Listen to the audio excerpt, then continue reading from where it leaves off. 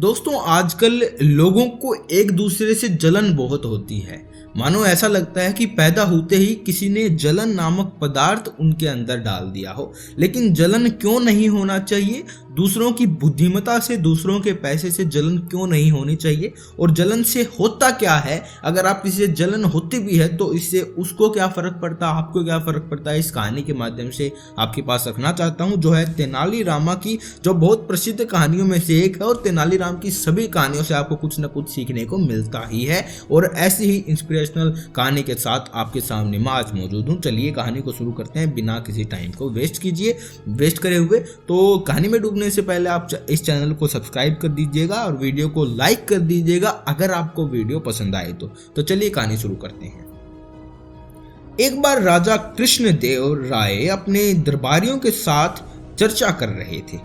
चर्चा करते करते अचानक बात चतुराई पर होने लगी। महाराज कृष्णदेव राय के दरबार में राजगुरु से लेकर कई अन्य दरबारी तेनालीराम से बहुत जलते थे।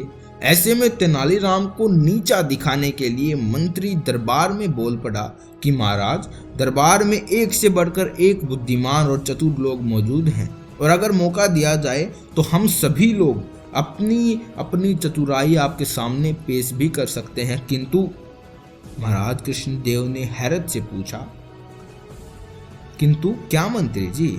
इस पर सेनापति बोले, महाराज मैं आपको बताता हूँ कि मंत्री जी के मन में क्या बात है।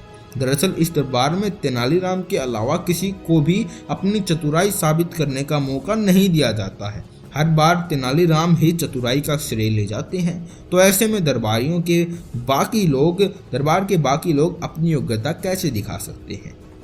महाराज कृष्णदेव राय ने सेनापति की बात सुनकर उसे कहा कि कोई बात नहीं, तेनालीराम के विरोध में आप उतर ही आए हैं। इसके बाद महाराज कुछ देर शांत रहे और मन विचार करने लगे। तभी महाराज की नज़र भगवान की मूर्ति के सामने जल रही धूप बत्ती पर गई।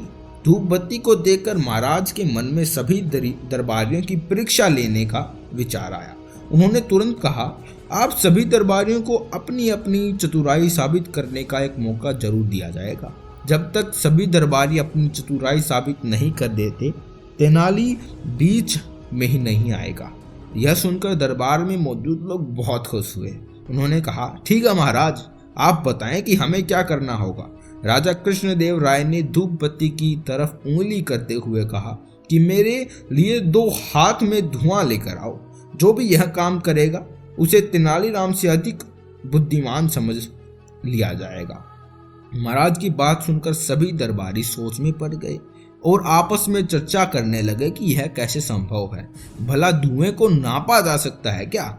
इसके बाद अपनी चतुराई साबित करने के लिए सभी दरबारियों ने अपने हाथ आजमाए, लेकिन कोई भी धुआं नाप नहीं पाया। जैसे कि कोई धुएं की नापने की कोशिश करता, उसके हाथों से निकलकर धुआं उड़ जाता। जब सभी दरबारियों ने हार मान ली तब उसमें से एक दरबारी बोला, महाराज हमारे हिसाब से धुएं को नापा नहीं जा सकता। हाँ, अगर तेनाली ऐसा कर पाए तो हम उसे अपने से अधिक बुद्धिमान मान लेंगे, लेकिन अगर वह ऐसा नहीं कर पाए तो आपको उन्हें हमारे जैसा ही समझना होगा। राजा मुस्कुराते हुए बोले, क्यों तेनालीराम, क्या तुम तैयार हो? इस पर तेनालीराम ने सिर झुकाते हुए कहा, महाराज मैंने हमेशा आपके आदेश का पालन किया है, इस बार भी जरूर करूंगा। इसके बाद तेनालीराम ने एक सेवक को बुलाया और उसके कान में कुछ कहा। उनकी बात सुनकर सेवक तुरंत दरबार से बाहर चला गया। दरबार में चारों ओर चुप्पी सी छा गई। सभी यह देखने के लिए उतावले हो जा रहे थे कि आखिर कैसे तेनालीराम राजा को 2 हाथ धुआं देता है। तभी सबकी नज़र सेवक पर पड़ी, जो शीशे की बनी 2 हाथ लंबी नली लेकर दरबार में वापस आया था। तेनालीराम ने उस शीशे की नली का मुंह धूप बत्ती से निकलते धुएं पर लगा दिया। थोड़ी ही देर में शीशे की नली पर धुएं से भर गई और तेनालीराम ने जल्दी से नली के मुंह पर कपड़ा लगाकर उसे बंद कर दिया और उसे महाराज की तरफ करते हुए कहा, महाराज यह लीजिए 2 हाथ धुआं। यह देख महाराज के चेहरे पर मुस्कान आई और उन्होंने तेनालीराम से नली लेकर दरबारियों को दिखाया और दरबारियों की ओर देखा। सभी के सर तेनालीराम की चतुराई को देखकर शर्म से नीचे झुके हुए थे। वहाँ कुछ दरबारी तेनालीराम के पक्ष में भी थे।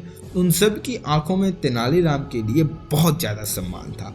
तेनालीराम की बुद्धिमत्ता और चतुराई देखकर राजा बोले, अब तो आप लोग यह समझ गए होंगे कि तेनालीराम की बराबरी करना संभव नहीं है। इसके जवाब में दरबारी कुछ भी बोल न सके और उन लोगों ने चुपचाप सिर झुका लिया। कहानी से क्या सीख मिलती है? दोस्तों, हमें दूसरों की बुद्धिमत्ता का सम्मान करना चाहिए और किसी की चतुराई से जलन नहीं करनी चाहिए। ऐसे में वही होगा जो नहीं होना चाहिए। या तो आपको जलन होगी तो ईर्ष्या जब भी आप करते हैं तो किसी और का बुरा नहीं होता, सिर्फ आपका बुरा होता है। क्योंकि ईर्ष्या जब आप करते हैं तो आपके मन में ऐसे विचार आते हैं कि क्या ऐसा गंदा मनुष्य है, ऐसा वो है वो, तो आपका दिन खराब होता है, आपका मन खराब होता है। जिससे आपका दिन खराब होता है तो उस बंदे को इससे कोई भी फर्क नहीं पड़ रहा।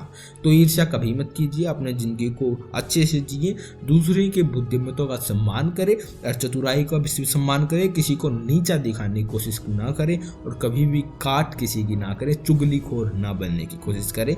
आपका बहुत बहुत धन्यवाद इस कहानी को अच्छे से सुनने के लिए। आशा करता हूँ बहुत कुछ आपको सीखने को भी मिला होगा और आपको जानने को भी मिला होगा कि क्या आपको करना चाहिए, बुद्धिमत्ता किस चीज़ में है। तो इस कहानी को लाइक करे बिना कहीं मत जाना। आपसे बहुत बहुत धन्यवाद करता हूं आपका और अनुरोध भी करता हूं चैनल को सब्सक्राइब कर दीजिए, क्योंकि हम हर रोज़ ऐसी ही इंटरेस्टिंग और इंस्पिरेशनल कहानियां यहाँ पर लाते रहते हैं जिससे आपको कुछ न कुछ सीखने को मिलता है। आपका बहुत बहुत धन्यवाद। मिलते हैं दूसरी वीडियो के साथ। बहुत बहुत धन्यवाद।